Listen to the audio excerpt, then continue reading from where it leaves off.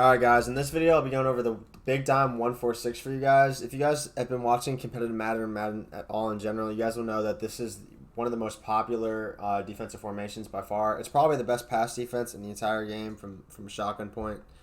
And it's for two really good reasons. The first one being it can blow up the inside zone unlike any other formation in the game. And then for two, it's insanely good pressure against formations like tight offset, like bunch. So any sort of really popular passing formations that are good blocking formations historically.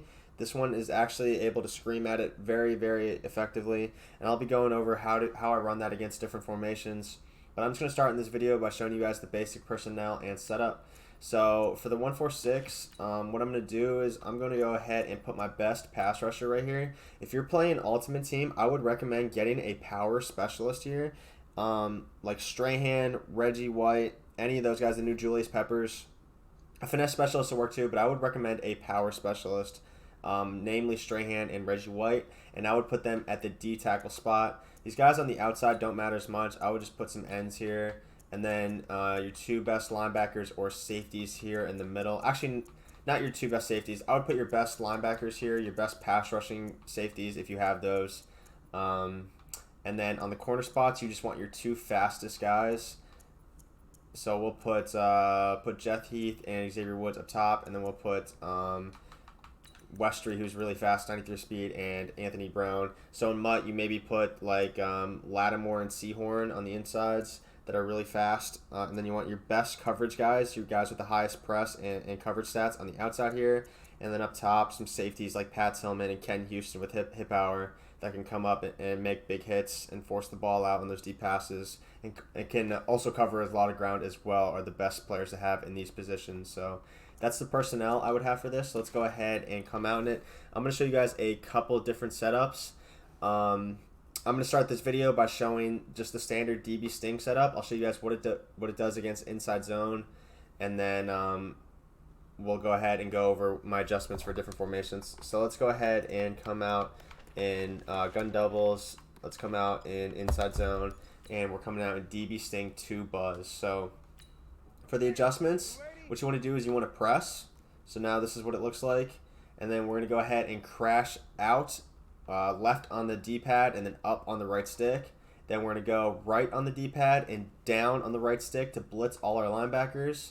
And then we're going to contain, pass commit, and then drag these two corners in. So it's a little bit of a setup. I would be careful about clicking on the linebackers too. If you click on one of the linebackers, they'll immediately back up like 5 yards.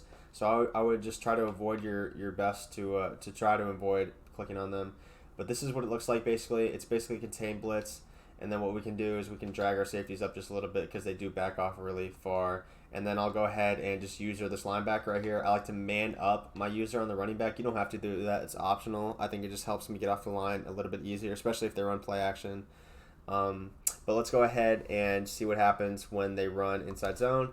So as you can see, inside zone, the guy shoots completely free, and we blow it up in the backfield. And I'll quickly show you guys a pass. And then in the next videos, I'll be showing you guys the adjustments that I make and what I do against different formations. So let's go ahead and do the same thing. So we press, we crash outside, we blitz our linebackers, and then I already messed up a little bit here, but that's all right. We can user him and drag him in the slot here or in the gap.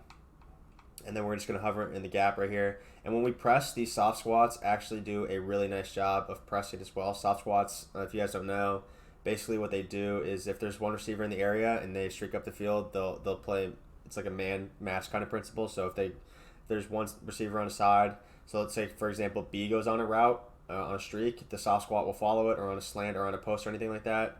He'll follow him. However, if the running back is also on a wheel out of the backfield per se, the soft squat will stay and play a cloud. So that's kind of the principles behind soft squats. So I do like to leave them out there, man. They can get pretty glitchy from time to time, and it can definitely mess with your opponent. So I do like the soft squats, but I'll be going over the adjustments in the next video. I'm just going to show you guys what it looks like against the pass. So again, we're just hovering in the gap, and we absolutely scream. We get double edge heat, completely untouched, instantly sacked.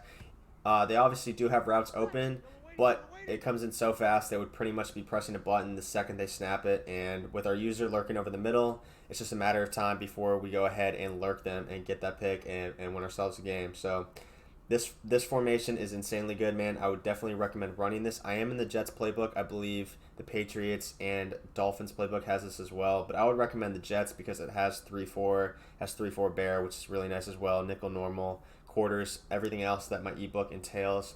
So I would definitely recommend trying out this playbook, trying out this formation. But I hope you guys enjoyed this personnel and setup video, and then in the next videos, I'll be going over the adjustments that I make.